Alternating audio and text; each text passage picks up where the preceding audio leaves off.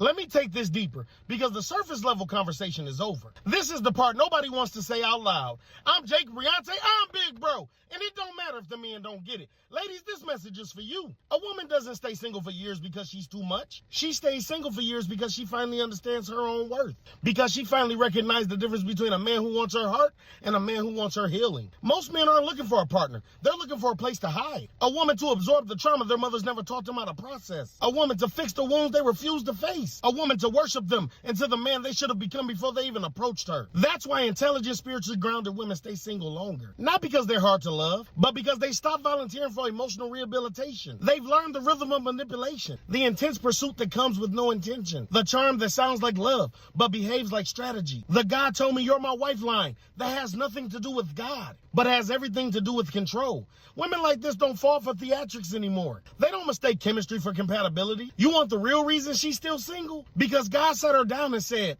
daughter, stop choosing men who love your potential but resent your power. And she listened.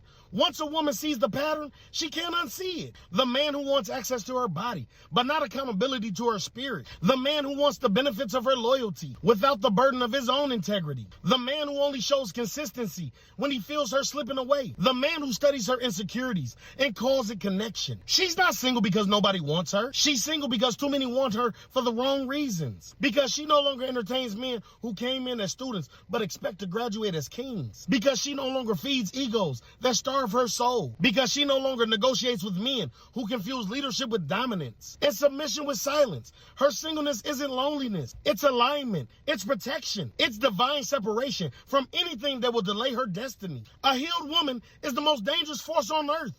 Not because she's bitter, but because she's clear. And clarity destroys manipulation. When she knows who she is, you cannot love bomb her, breadcrumb her, future fake her, or spiritually gaslight her. You can't lessen a woman God has already lifted. You can't confuse a woman who prays for wisdom. You can't break a woman who's rebuilt herself with God's hands. So if she's still single, it's not a red flag. It's a sign. A sign that she's done entertaining boys in men's clothing. A sign that her future requires someone that can meet her at the level she fought to grow to. Her singleness is not absence of love. It's presence of discernment. And God won't let her choose wrong this time.